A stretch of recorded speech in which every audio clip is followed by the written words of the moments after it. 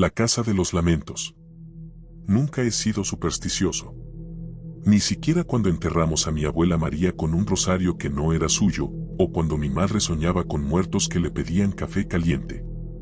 Yo crecí convencido de que los muertos están muertos. Que lo único que queda es el recuerdo. Pero ahora sé que eso no es cierto. No del todo. Soy arquitecto. De los serios, de los que se burlan de fantasmas y de energías raras en las construcciones. Hasta que acepté aquel encargo en Guanajuato. La Casa de los Lamentos era una propiedad abandonada desde hacía décadas. Estaba ubicada a las afueras de la ciudad, en una curva del cerro que daba al antiguo Panteón de Marfil. El terreno lo había comprado un empresario que quería convertirla en un hotel boutique.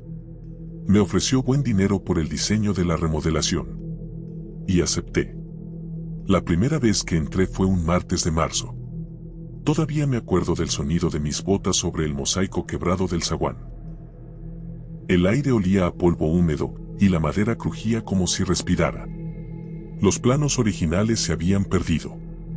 Así que tuve que recorrerla toda, sala, biblioteca, sótano, corredores angostos, y el segundo piso, donde estaba el cuarto que todos evitaban. Lo noté de inmediato. Las paredes estaban cubiertas de inscripciones.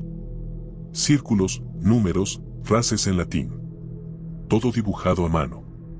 Alguien había intentado borrarlos, pero todavía se leían con claridad.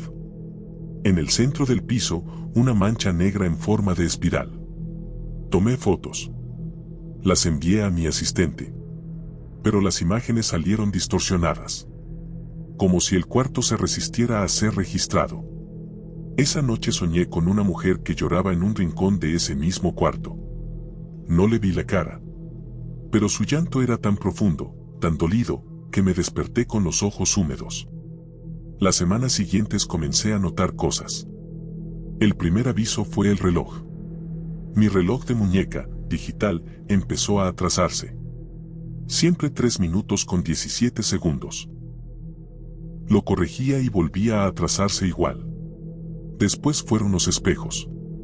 Cada vez que me asomaba en uno, aunque fuera de reojo, veía una sombra detrás de mí. No un reflejo, una silueta de mujer parada a varios metros, inmóvil. En todos los espejos. Siempre en el mismo punto. Una noche, mientras revisaba los planos en mi computadora, el programa de dibujo se cerró solo. Cuando lo abrí de nuevo, el diseño había cambiado. Alguien, o algo, había trazado un círculo en la parte superior del plano. Un círculo con la inscripción, Mater Dolorosa in Aeternum. La madre del dolor por la eternidad. No supe qué hacer. Pensé que era una broma de mal gusto. Apagué todo, me serví un trago y traté de no pensar. Esa fue la primera noche que escuché el lamento. No sé cómo explicarlo. No eran voces. Era una especie de grito agudo, prolongado, que no venía de ningún lado. Estaba dentro de mí. Como si la casa me usara de caja de resonancia. Como si el eco de su sufrimiento necesitara un cuerpo para salir. Después de aquella noche en la que soñé con la mujer llorando, comencé a notar cambios que no podía ignorar. Una mañana, al llegar a la casa para tomar medidas y revisar detalles, sentí un frío intenso que calaba los huesos, a pesar del sol que iluminaba el cerro. En el aire había un olor extraño, a tierra mojada y algo más, como un rastro de flores marchitas mezcladas con humo antiguo. Al entrar en el cuarto marcado por las inscripciones, la puerta se cerró detrás de mí con un golpe seco que hizo temblar las paredes. Me giré, buscando la manija, pero no respondía. El silencio era absoluto, salvo por un susurro lejano que parecía salir de las grietas de la pared. Me arrodillé para examinar el suelo y entonces lo vi, una figura tenue, translúcida, de pie en el rincón más oscuro, observándome con ojos vacíos. Mi corazón quiso salirse del pecho, y un sudor frío me cubrió. Sin poder explicarlo, la figura comenzó a emitir un lamento prolongado, un sonido agudo que parecía atravesar mi mente y a la vez, vibrar en lo más profundo de mi alma. Caí de rodillas, con las manos en los oídos, tratando de bloquear ese llanto imposible. Cuando por fin la puerta se dio y pude salir, temblaba como nunca antes.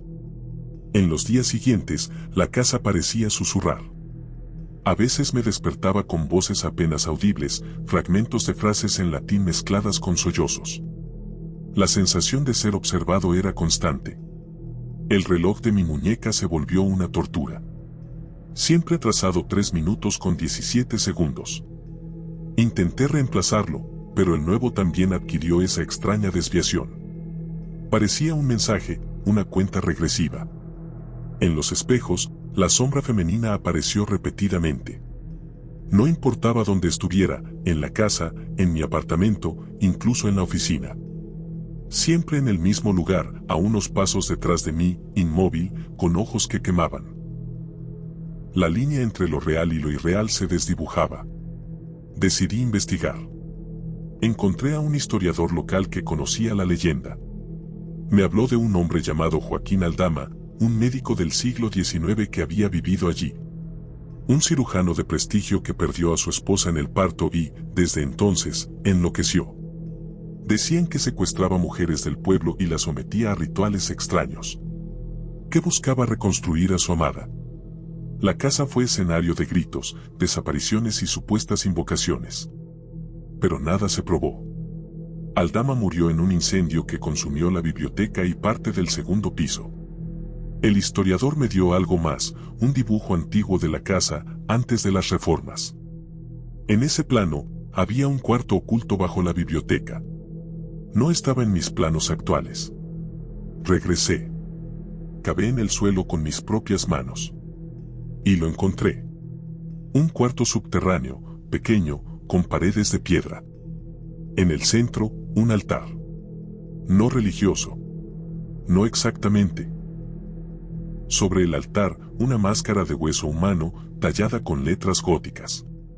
Y sobre el suelo, decenas de huesos. Me fui de ahí corriendo, dejando todo. No dormí en días. La necesidad de entender me llevó a buscar respuestas más allá de la arquitectura. Contacté a historiadores locales, archivistas e incluso a un par de parapsicólogos que me recomendaron por su conocimiento en casas embrujadas. Un viejo historiador llamado Don Felipe me habló con voz pausada y grave sobre Joaquín Aldama, el médico que había habitado la casa en el siglo XIX. Según él, Aldama fue un hombre obsesionado con la idea de traer a su esposa muerta de regreso a la vida. Realizaba experimentos que combinaban medicina y rituales ocultos, siempre buscando un puente entre el mundo de los vivos y los muertos. La casa había sido un centro de tragedias, mujeres desaparecidas, gritos nocturnos, incendios misteriosos. La biblioteca que se quemó no solo contenía libros, sino también diarios donde Aldama detallaba sus investigaciones. Don Felipe me entregó una copia de un viejo mapa, mucho más detallado que el que yo tenía. En él aparecía un cuarto secreto bajo la biblioteca, inaccesible desde el plano original. Regresé a la casa y, tras horas de trabajo, logré abrir una trampilla oculta en el suelo del sótano. Descendí por una escalera estrecha y llegué a una pequeña cámara de piedra.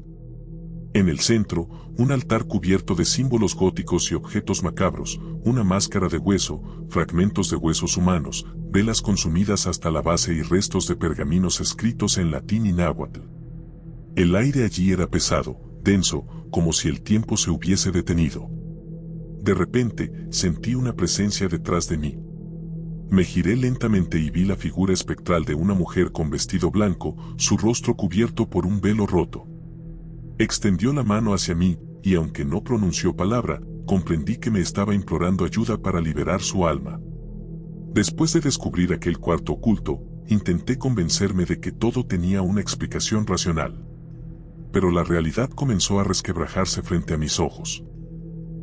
Rechacé oficialmente el encargo y llamé al empresario para comunicarle que no continuaría con el proyecto. Su voz al teléfono fue fría y cortante, como si esperara una excusa ridícula. Desde entonces, desapareció. No respondió a mensajes ni llamadas. Pero la casa no desapareció. La casa se hizo dueña de mi vida. Las manifestaciones crecieron en intensidad y frecuencia. Las noches se volvieron interminables, vigiladas por ojos invisibles que me observaban desde cada sombra. Los lamentos no cesaban, ahora acompañados de susurros y pasos que recorrían las habitaciones vacías. Una madrugada, desperté sobresaltado con la sensación de que algo me tocaba la cara. Abrí los ojos para ver una mano etérea deslizándose suavemente por mi mejilla. Intenté gritar, pero mi voz se ahogó en la garganta. Al día siguiente, encontré la tierra negra, húmeda, adherida a mis pies. No había explicado cómo había llegado ahí, ya que esa tierra solo se encontraba en el cuarto oculto bajo la biblioteca. En un intento desesperado, quemé los planos de la casa. Pensé que si destruía la representación física, tal vez podría romper la conexión con ese lugar maldito. Pero no fue así. Un día, al entrar a mi cocina, los encontré cuidadosamente doblados sobre la mesa, como si alguien quisiera que los viera. No había forma humana de que hubieran aparecido allí. La cosa más aterradora llegó a través del teléfono. Llamadas anónimas, con una voz femenina que no gritaba, pero que me hablaba con una calma escalofriante. Decía cosas que nadie debería saber, mis miedos más profundos, secretos de la infancia que ni yo mismo recordaba haber compartido. Elías, ¿has visto ya cómo vas a morir? Susurraba la voz al otro lado. Colgaba, temblando, pero el teléfono no dejaba de sonar. Cada llamada era un recordatorio de que no había escapatoria. Mis días se desvanecían en un estado de agotamiento perpetuo. Dejé de diseñar, de trabajar, de vivir realmente. Solo escribo esto ahora, con la certeza de que el tiempo se acaba.